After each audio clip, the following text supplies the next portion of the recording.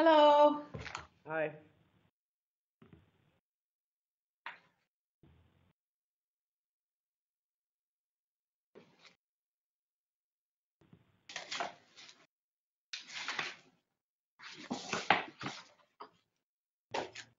So Nick and I always complain that it's so cold at school, and now I come home to teach from here and it's cold at home. Not fair. I can't win. Let's see. Yeah, Pittsburgh doesn't have it as bad, but it's still pretty crazy. Yeah, it's just my husband drove up to Connecticut and back today, like he's an hour or two away still. And they left at 5 in the morning because he had to get my daughter back to school. And it's a good thing because now I think there's a travel ban. So if he'd been there, he would have been stuck for sure. That's not right. Oh, I see. There we go. Log in.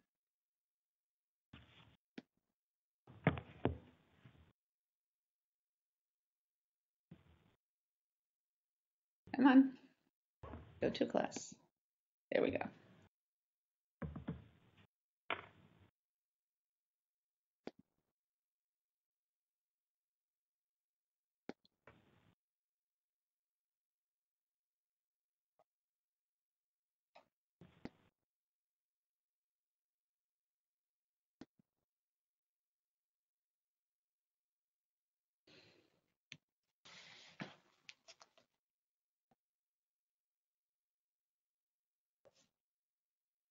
Oh, that's silly.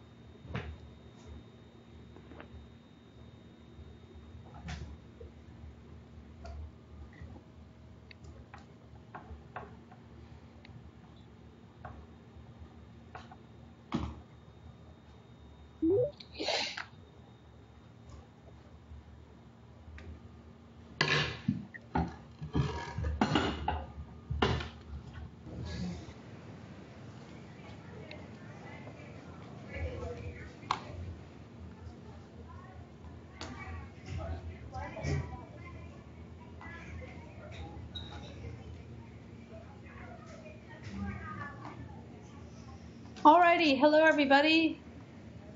1, 2, 3, 4, 5. Well, there's a room there. Oh, I'm here. 7.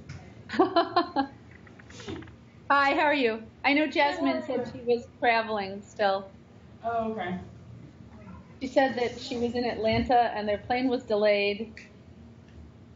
And I guess at that point she wasn't sure when they would be actually driving to the airport or what, like if they might be driving at a different time as opposed to being available. Okay.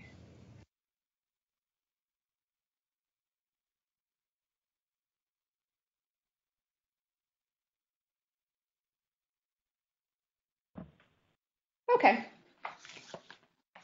So I think we are all here. Thank you very much. There's not as much drama. I don't know. Nick, was it hard driving home? Not too bad? It seemed the driving is easy. It's more just the sort of the indecision of everything. Okay. Well, we're going to move into sort of the other end of medical technology with assisted reproduction in general today. And I asked you to, if you want to sort of get your head around the contributions to discussion today, I asked you to think about 3 pro-con perspectives and the justification for them in these 3, the context of legal connections, psychological considerations, and medical. But maybe just like add a little bit of richness to that, and just to kind of like get us thinking about the topic at all in general. I've took the discussion questions that go with the book and I reduced them to 3 sort of more broad questions. So if you want to look at the questions that are on page 126 and 127, you certainly may, but I'm going to rephrase and generalize them. And one is I'll start with this one, from a very, very, very pure sense of ethical analysis. This one, I guess, is pretty straight up. This one I will read straight up. Is it better to be born with a 65-year-old single mother than not to exist at all? And then what I like about it is the follow-up is this a fair question? And what is wrong, if anything, with the way this question is asked? It's sort of a leading.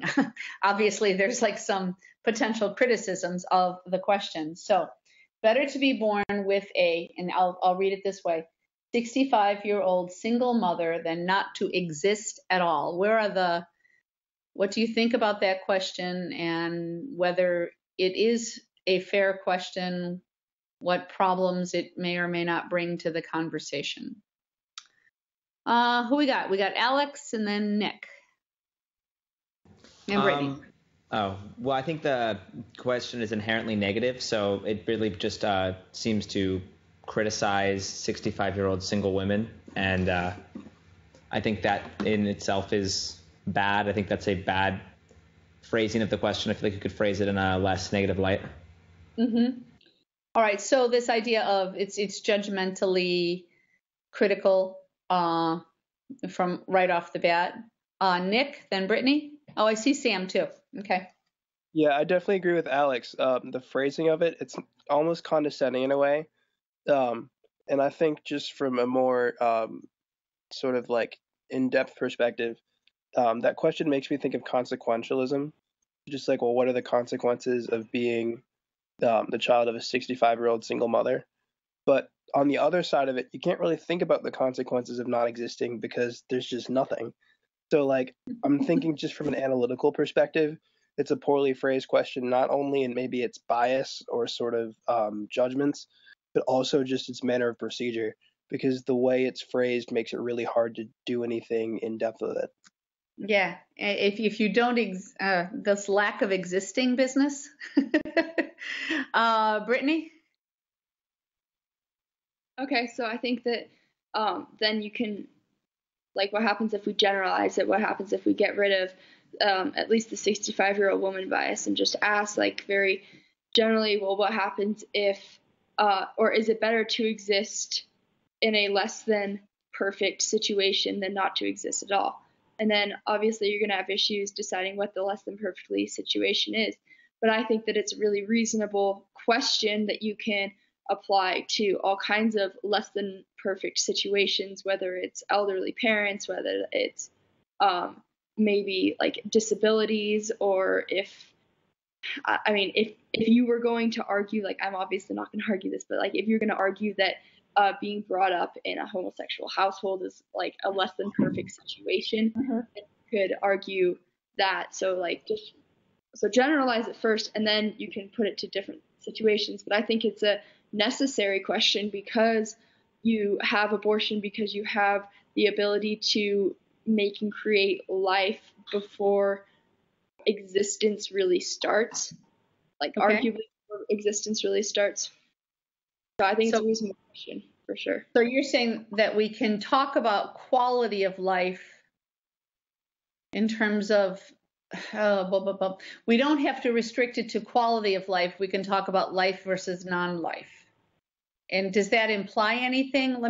I see your hand, Sam, but can I ask, does that imply that life inherently has quality, and so therefore life has to, any life will win out, if you will, over non-life, so existence over non-existence? Well, I think for me at least, it's kind of the opposite. I think that like at some point, you know, if you have a scale, the life is worth 0, and like the better the life is, it goes up the scale, and the worse the life is, it goes down, and non-existing is at 0. So you definitely don't want to, or at least for me, I don't think that you should bring life about if it's going to be below that 0 mark, however you want to decide where that 0 mark is. Okay, but that's how you started out. That was your first sort of qualification, is now we have to define it, right? I mean, I think that's how you started out your whole conversation. So quite consistent. Sam. Well, I think that part of it saying that she's 65 years old is just like, I think that it's assuming that she's going to die soon enough that it's possible the child won't be raised in time, I guess. And that brings up a lot of questions, like, when are you done being raised? When do you not need parents anymore? And then also, if it were a single father who is 30, we would never even ask that question, but that father might die tomorrow. Right. And well, I mean, why is it about the mother? Yeah, it's just, this is just biological, isn't it? I think that we don't have to regulate paternalism, or paternity, but we do have to not regulate. But we do regulate a woman. Yeah. Like why? Right, but I think the reason I'm suggesting, and maybe you guys could argue with me, is the reason due to the fact that this is a biological procedure that is, you know, that has female patients. I mean, could we generalize the question to, and it actually gets to the other question of, if we regulate fertility clinics, why wouldn't we regulate adoption agencies, which I think we do, but perhaps very differently. Shouldn't there be age limits on who can adopt? Which there are protocols. I'm sure that there are exceptions, but there are protocols that have to do with age. Which kind of led me to a second set of questions, which was question number 1, 3, and 4, which I read to you number 1 already, that the idea of like looking at this, do we need the same attention and under the microscope for adoption agencies as we have fertility clinics. That was one concept or one question. The other one was what's different about assisted reproduction versus any reproduction, and then also what's the difference between people who use this procedure, this medical procedure, versus the access to tobacco and alcohol during a pregnancy. I mean, it's not against the law to, drink during a pregnancy, although we know pretty much that the outcome is bad. And then the last one was is even more a little bit. It comes into question. I'm going to bring this one up again. But the first aspect is, isn't it selling one's eggs to the highest bidder like prostitution? And so my point is, or my general question is, what is the value and problem with using an analogy as an analysis? We're trying to compare and contrast, or, use adoption as an analogy, using, it's not an analogy, considering applying the same things, adoption, prenatal care in a regular pregnancy, in a non-assisted reproduction pregnancy, and selling eggs, analogizing it to prostitution. So analogy as analysis, what do you think? Sam? I think it depends on the analogy. I think that one definitely doesn't work. It's just, which one? The selling your eggs is prostitution. Prostitution, yeah. Because that's just not the same thing. Okay. I have another question, which I'll parenthetically raise so we can not get distracted by it. But my last question is going to be, what is the value or risk of certain hot button terminology or hot button words like prostitution, or, there's other ones, unnatural, things like that. But so it sort of, we'll keep that conversation for a few minutes down the road.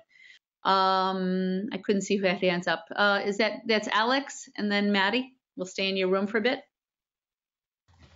I don't think that analogies can ever really be used as a proper way of analysis, because there's always the small differences between the actual situation and then the analogy. Like when it comes to prostitution versus selling your eggs, you can word it in a way so in both instances you're selling yourself, so to say.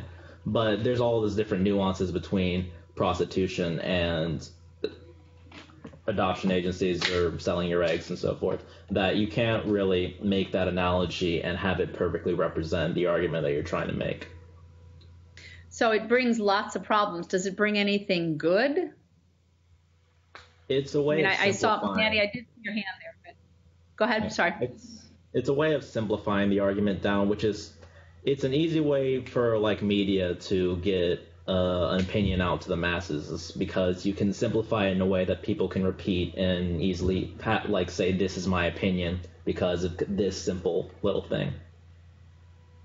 Okay. And that's the main event. So, all right. Maddie? Kind of like what Sam and Alex said, I feel like you can't use an analogy because everyone's gonna have different opinions on it and have different judgments and different interpretations.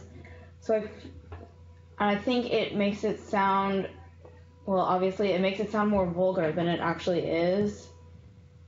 So it just doesn't, I don't know. I think mostly it leaves you to personal judgment of whether you feel like it's okay or not, how you interpret the word. Yeah, I think you just confirmed what you just said, didn't you? Because, you said it's more vulgar than it actually is, and I'm thinking, in my mind, and clearly in Maddie's mind, but maybe not in somebody else's mind, which is kind of but you said it, when you do that, you're sort of opening up this personal interpretation, and as you and I just were as well. I'm going to go to Brittany unless, Nick, you want to say something directly connected or. Okay, Brittany?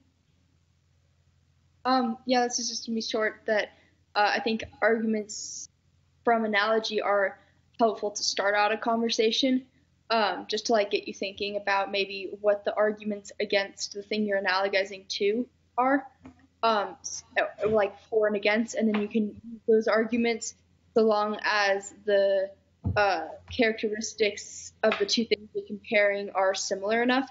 So like I guess in short, it's a really good starting point, but then you need to make sure that the details are worked out at some point. Okay. So you're saying, again, it's sort of connected to what Alex is saying. Like Alex said it was good as a simplification for, sharing information, but then brings these inherent risks. And you're saying, well, like you could start there and then maybe start to pick it apart, or, sort of put the brakes on when things get off track.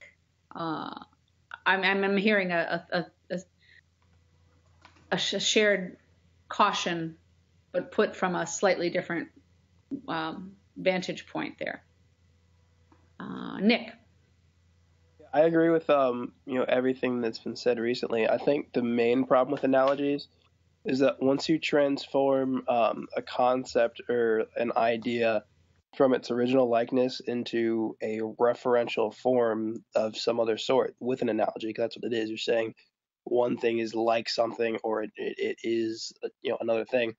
You're distinctly changing its likeness. So whatever meaning is attached to that, if it's an already controversial subject, once you take something and make it something else, by virtue, it can't be that initial thing in its likeness, whether that's the connotations it has to us personally, its subjective connotations, that intrinsically changes it. So I think I would caution using that as a means of beginning a formal or sort of in-depth or rigorous analysis of any subject.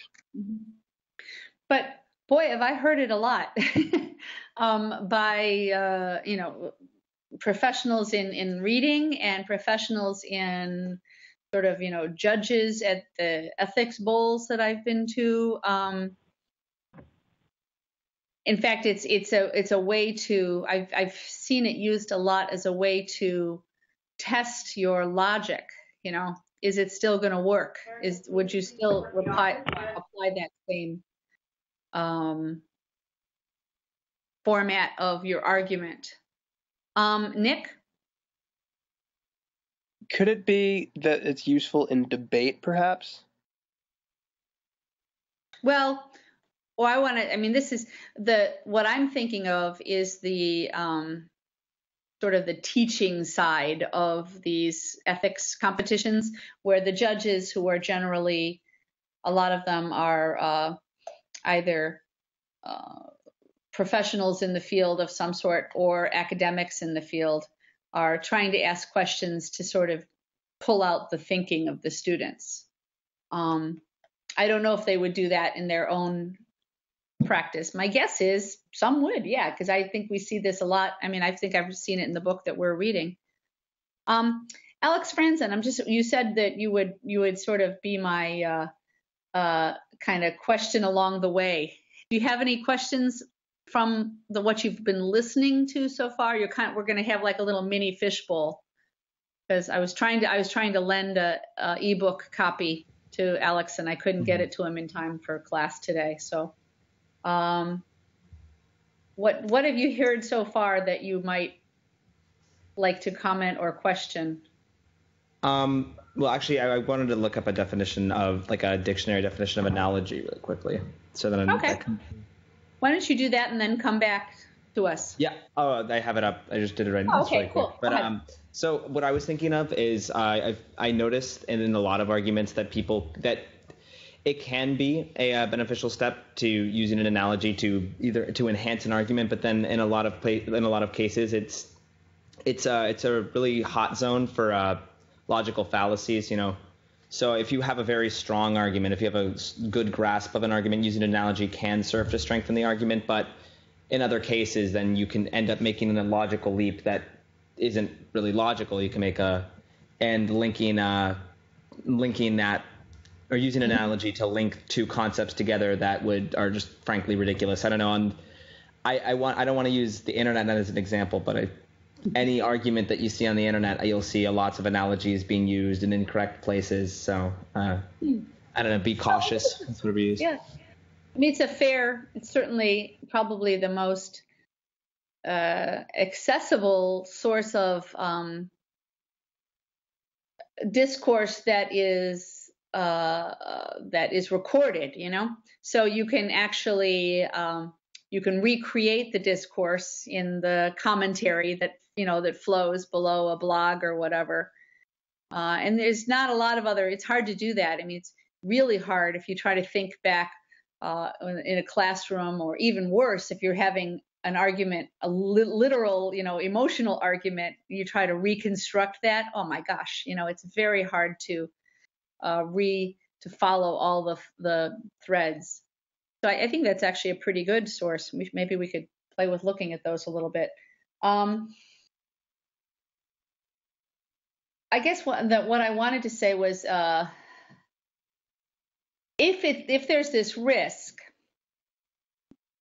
and you've all brought up a lot of interesting points for like the source of risky, slippery slopes and all that. But is there, if you're going to be consistent in your ethical, foundational perspective, then shouldn't you be able to apply the same sequence of sort of sequential argument or sequence of analysis to different situations? If we don't, aren't we just being, contextual and saying that everything is situational ethics then? What I see in here, Nick. I think it depends on how specific an ethical issue is. I think when you're talking about something very specific, like a very specific, assisted reproduction case that went wrong in a certain way for a certain woman, it might be hard to equivocate. But I think in general, and again, that's the problem. You can certainly set some sort of, like guideline, ethical conclusions that would, of course, transfer. But I think the problem is these sort of controversies, because they're more localized, they lend themselves more to normative conclusions than something that you can apply in multiple situations. Okay. So, just the caution. All right. Any other thoughts on that? Yeah, Alex, what did you find? This is just something that I think was relevant. It's kind of funny. This is just like a relevant thought. But there's a law. It's called Godwin's law, and it's a internet adage that quote, as an online discussion grows longer, the probability that a comparison involving Nazis or Hitler approaches 100%. So like the longer a discussion occurs, the longer somebody's going to mention how that scenario relates to Nazism or Hitler. So I thought that was funny. Yeah, that's a classic, actually, even just in sort of, oral discourse or whatever, this Godwin's law, that at some point there was some question about like the length of time that it takes to bring something around to Hitler. It's like the Hitler comment by that point. So what about the idea that when these, and somebody hit on this right away, you guys were totally on the ball. The choice of language. So using words like prostitution, IVF may not be unnatural, but gestating 8 fetuses is. So now we have this like unnatural, artificial, implying that artificial means not with nature, so therefore it's by almost definition wrong. Or even, quite frankly, I think the term pro-life is very hot button language. No matter what one feels, it to me, I think it's some sort of it has like extra intensity to it, and I wondered if you guys had any thoughts on what intensity, what the sort of accompanying what's the word? Not emotion, but accompanying drama, I guess, that comes with some certain words, and what you felt about that. Jade. They talked about this one guy in the text on page 117, Paul Ramsey, and he came up with all of these phrases, like you were saying, that make everything seem like a lot worse. Like he used test tube babies and spare parts man, which kind of makes the whole like test tube baby seem like it would be not humane, as if it's just a man for spare parts. And what do we have on the cover of our book? I mean, I was really when this book came in I guess I must have seen it, the image of the book cover when I purchased it. But when I actually figured out that wasn't just some sort of like, design, that those were it looks like the little baby dolls or whatever that they use for the Lent cakes. It just, I was like, wait, whoa. Test tube babies. You'd think that, by now we'd be past it. Yeah, and he was this idea of so this was in the 1970s. But nonetheless, his approach his strategy was to pepper the language of his argument with some very strong words like that. Anybody else? No, I'm having a hard time seeing the little tiny boxes today. Okay. Okay, so that sort of is a opener, taking half the class for an opener. What did you decide upon, or can you share some of the which one do you want to do first? Let's do medical first, huh? Does that sound fair? Let's do like the most connected. It is medical ethics. Let's do medical first. Some pro cons, like just narrow it down. So a pro versus a con statement. You don't have to give me the argument, but just the statement. Statement pro, statement con, some medical aspect, like the age of a mother, for example. And then the justification for the pro and the justification for the con. And this is as an exercise so that you can I'm not trying to like be sneaky here, tricky behind your back or something. I'm looking for kind of like, can we look for justification on both sides that is balanced, How easy is that to find? And if it becomes hard to find that balanced justification for pro and con, what does that say? So that's our exercise for the day. Does anybody have a medical pro-con set of statements they'd like to share?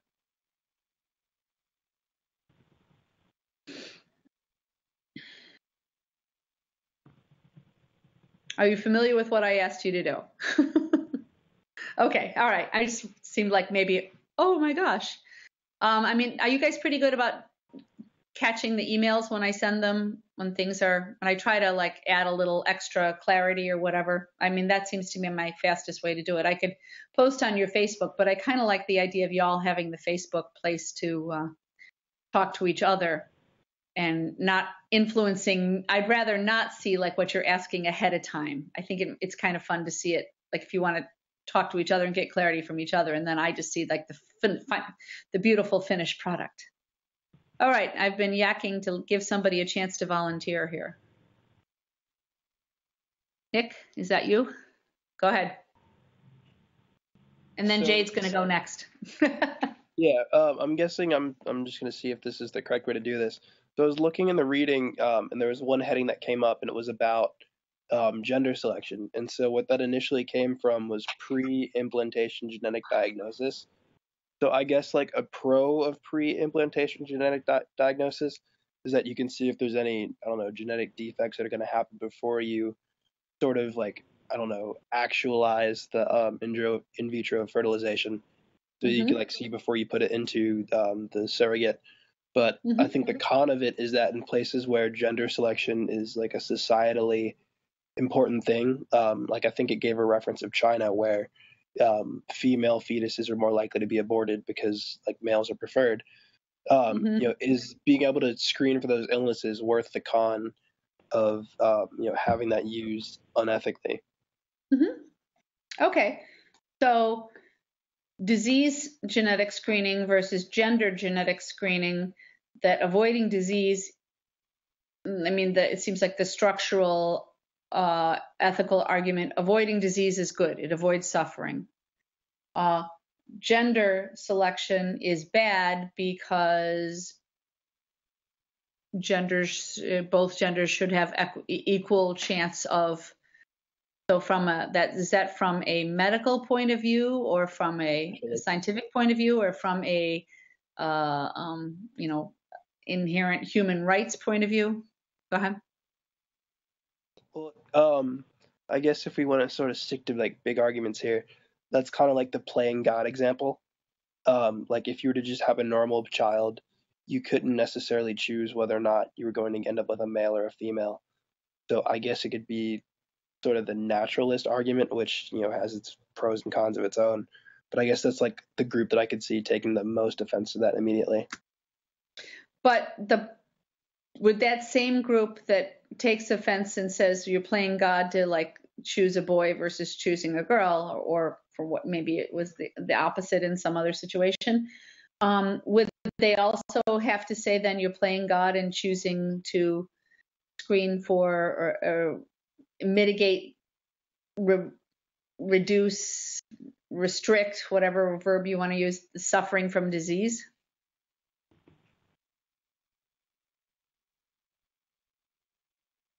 I mean, it could be okay that they had to do that. I mean, this is the point, to sort of look at this when we're doing pro con. How easy is it to find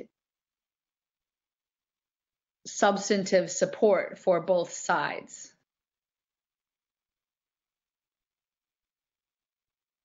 Okay.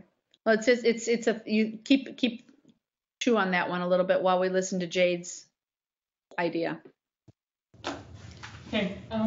I was kind of thinking about the Octomom and things like that, where the woman has a surplus of eggs, and then the sperm fertilizes like 8, for example, and then for or against like getting only certain embryos, and then I guess terminating the ones that aren't as healthy. So I guess the pro for that would be like to have a lower amount of suffering, but then a con would be you're killing the embryos, right? Not valuing human life or something. So. And here's talk about like choice of language. You know, in the IVF community, that's called reduction. Yeah. You know, in the other, what I don't even know what community I would call it. In other situations, the same procedure is called an abortion. You know, so. And it probably the least, I don't know, I'm definitely speaking outside my area of expertise, but I think the risk to the mother, you can't say that, well, this is a question of the mother's safety as a patient, but I don't know, I'd have to, that's something somebody could look up. What's the increased risk to a mother for a pregnancy, a multiple pregnancy, as opposed to the increased risk to the babies for a multiple pregnancy? I'd be curious if somebody wants to do a little quick research. Maddie, that's usually something you jump on. You want to look that up for us? Thank you.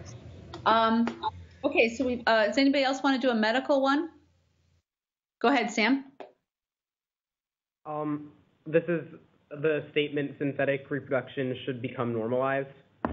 And one of my pro for this is in response to the argument that it's unnatural. And I said prosthetics, vaccines, C-sections, etc., were once viewed as just as unnatural and are now normal, accepted things. And then the con is when medicine is in its trial stages, it can be dangerous. And if you think about all that stuff with early transplant, we often don't know what the outcome's going to be. So you kind of took a little simpler analysis. You sort of said, say it's unnatural, but say, well, no, that if we could also say it's perfectly natural if we add in the idea of increased technology and changed context in time, right? Mm-hmm. So rather than like this problem came out on the one side versus another problem came out on the opposite side, like what Nick said, or I think Jade's yours is like this too. It's like we're going to say one thing in with one lens, and we're going to use some other language or other viewpoint with a different lens. But you're both Sam and Jade are looking at the same concept, just from one side versus the other. Whereas Nick was saying, given a certain strategy, here's one good thing that can come out of it, but on the other hand, here's a bad thing that can come out of it. It's just interesting, like you can, it's a different sort of richness. They're both valuable ways to look at it. But if you were doing a full-fledged analysis, you could look for something like this. Is there some way that I can look at one issue from two different perspectives? That's one strategy. The other strategy is, can I look at a one single issue and say, if it's done, multiple things will come out of it. Some will be good, some will be bad. It's just interesting how that works out. Yes, Maddie. Okay, I'm kind of confused. What exactly am I supposed to be looking at? I'm sorry. Well, I'm curious. Maybe somebody knows, but I'm curious. There's an inherent increased risk to a mother if she has a multiple pregnancy versus a single, right? Oh, yeah. So I'm curious what's that increase? What's that differential? And there's also an increased risk to the fetus if it's a single pregnancy versus a single fetus versus a multiple. I'm just curious if we can snag those data. And you've been pretty good about like finding. I'm trying to think of how to look for that. How about? Well, I don't know. Maybe somebody has better language than this, but differential risk, multiple birth versus single, to mother and to fetus. It's a lot of words, but I don't know. Maybe it's going to take. Maybe it's not an easily come by concept. Hands, Nick. So I went back and I found more information on the whole gender selection versus genetic testing debate. Mm-hmm. And from what I found, the general consensus is,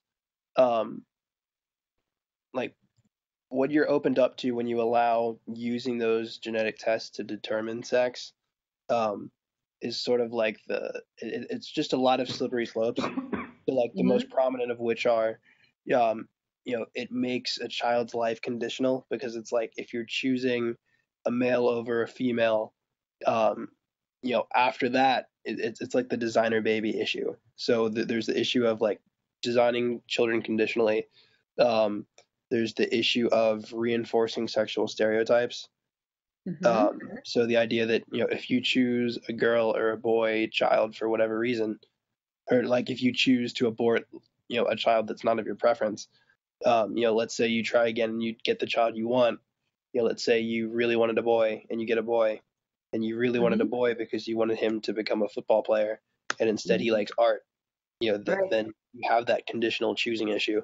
So a lot of, from what I've seen, objections against using those results to influence a family's actions, based on the gender. The issues are about what precedent that sets for the child's life. the idea that the children, or the idea of the children, have this degree of autonomy, I guess, where their lives, or literally the formation of their lives, shouldn't be permitted or not permitted based on their projected gender.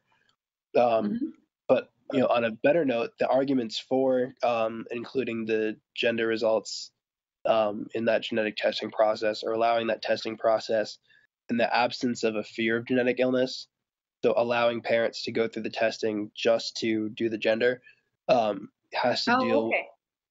Yeah, because that's what the issue is. Not that we shouldn't allow genetic pre-testing at all, because someone might use that to get an abortion if they don't like the gender.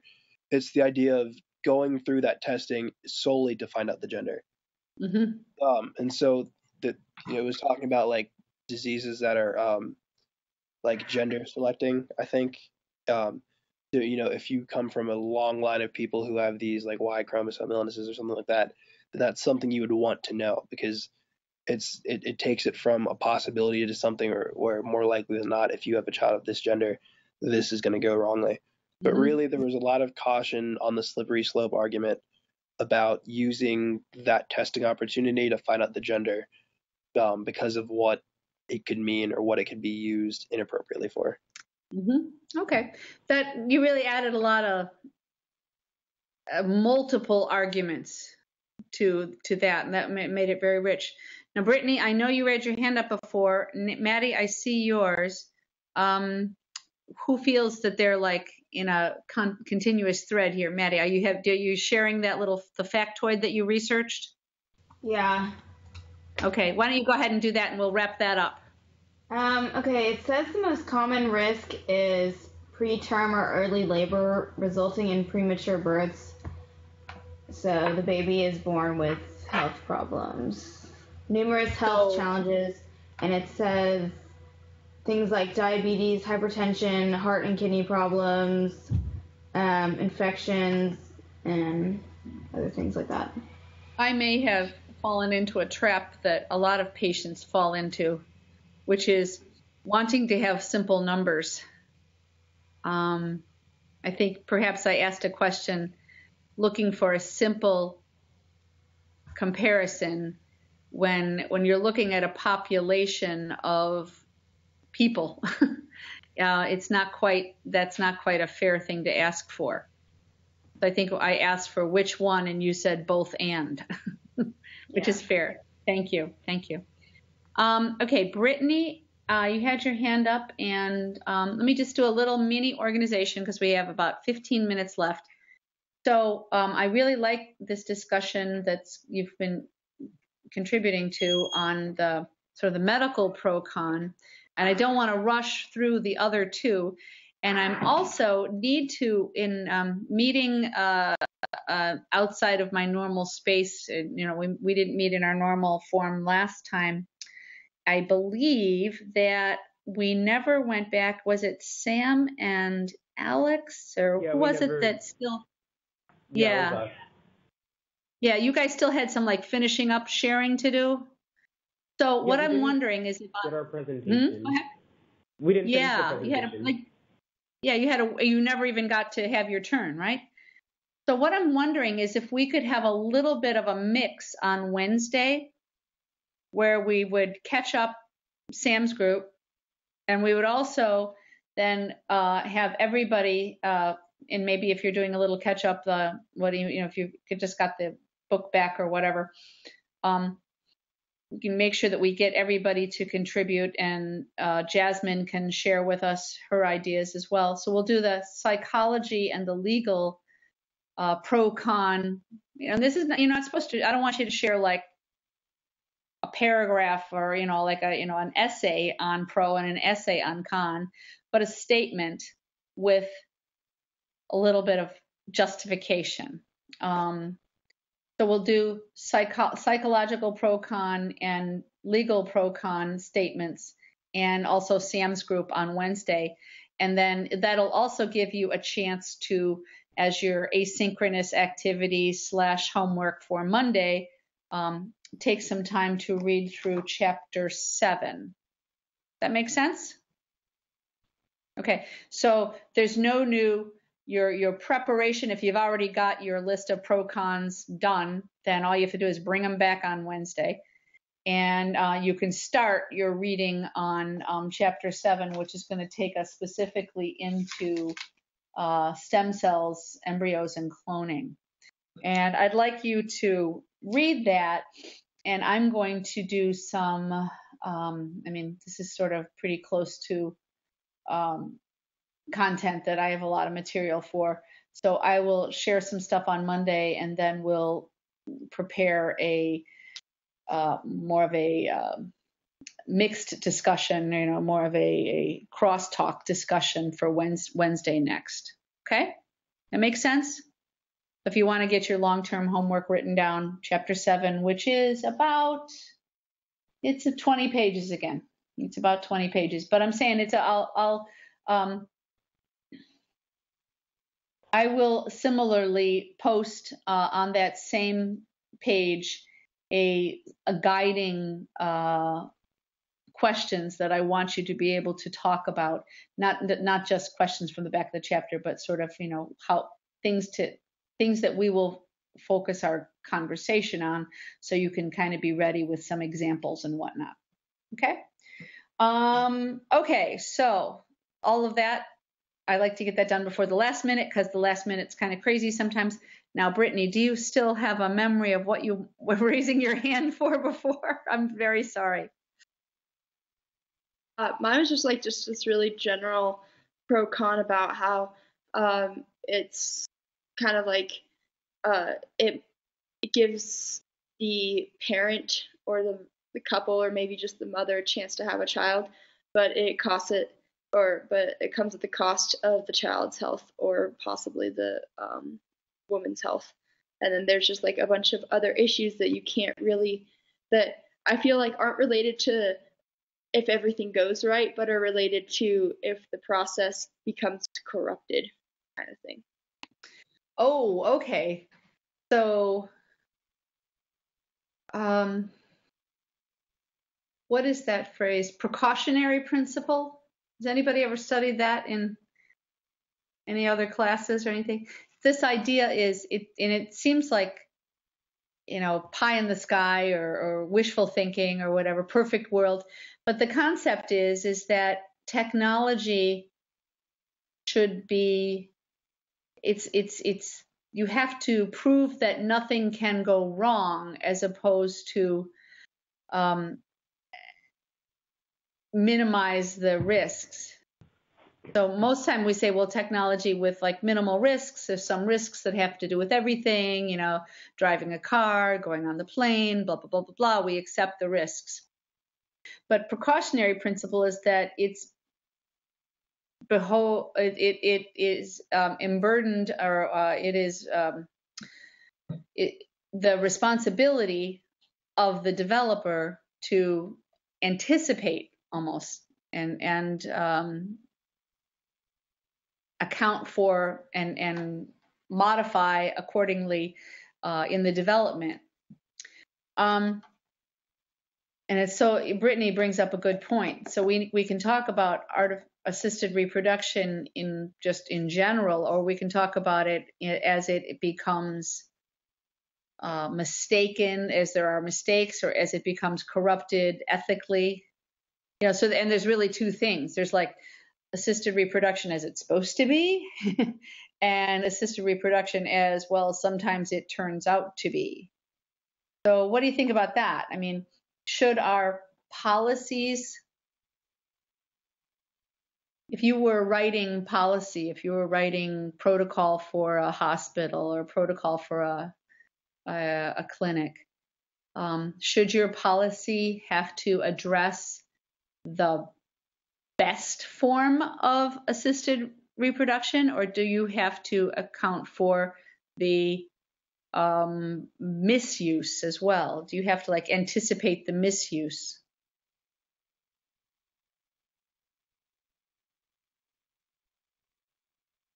And it's open to anybody. Brittany? I think that you have to first address whether or not like in a perfect world it's acceptable, because I think that some things are just like not acceptable even if everything goes okay. And then from there you can, I don't know, I'm kind of the fall off or cross the bridge when you get to it type of thing, where you say, well, hey, look, this guy just basically inseminated 75 different women without them knowing about it. We should probably do something about that kind of thing. And I just think that, 75, it seems like a lot, and it seems like it's a huge problem, but at the same time, you can fix it like for the future, So maybe, or I'm just thinking, it seems kind of harsh to say, well, that stinks for those 75 women, but at least we'll fix it in the future. But to some extent, I mean, thinking of how many people have been able to have children and like have their dreams realized or whatnot, and just every once in a while some crazy person comes around and totally misuses the technology. It doesn't seem like a basis to me for outlining or for calling it unethical, because I think anything can be misused and then be unethical. So I think that you kind of just really strict say what's allowed, what's not allowed, and then when it comes time to something that you didn't even plan for, then you decide then whether it's allowed or not. And I think that just ethical perspectives change over time as well. So it's going to be hard, because I don't think it's right even to try and account for everything before you start anything, because it's just a waste of time and you're not really helping anyone while you're just sitting there trying to figure it out and plan for everything. And some people would say then you'd never accomplish anything, right? As research or service developers, you would never make any advancements. Other thoughts on that? I mean, where's the line between thinking ahead, anticipating and avoiding harm, versus not letting, discouraging innovation, discouraging exploration? Maddie? And then Alex. I don't know. I just, like, when I was listening to Brittany talk, I immediately thought of so many political issues and, like, how political sides change. Like, I don't know. I was talking about this in a class earlier, how Texas used to be mostly Democrat and now it's mostly Republican, and it's, like, shifting towards that. I feel like, kind of like what Brittany said, like, ethical values are going to keep changing. So I think it brings me back to, like, being situational. And I'll go ahead. Go ahead, Alex. I'll save my comment because I think it's a whole class. Go ahead. Well, I was going to talk about how certain companies, they do kind of make that marginal analysis, and or I think just generally speaking, and even so, people are willing to, I don't know if it would be innovation. This is kind of a negative aspect on things, of putting things out there before considering concern, but or before considering those affected by it. But I don't remember exactly which company it was, but I remember some company put out some faulty or some faulty equipment or machinery or something, and they were aware that it was a car company. I think it was Toyota that some model of their car didn't have proper. It didn't have proper. What was it? Airbags? I'm not quite sure. I was thinking of the ignition. Braking. I think it was the brakes. They had faulty brakes in like one in however many cars, and they did the math and they knew that they could put them out there and they'd make more money than the money that they would lose from all the lawsuits that they would get for the people who were injured in the car accidents. So I think that it's important to consider the consequences, but even so, even considering the consequences doesn't necessarily mean that you will end up doing the best for the greatest number. Okay. Well, let's this is definitely a class I want to listen to again. I don't do that often because it's kind of time consuming. I don't know how many of you have actually gone back and listened to classes, but this one I really want to listen to again. And I'm really curious to see whether our take home is the same when we're talking about legal pros and cons or psychological pros and cons, if those are more definitive or less situational. Just food for thought as you're thinking towards Wednesday.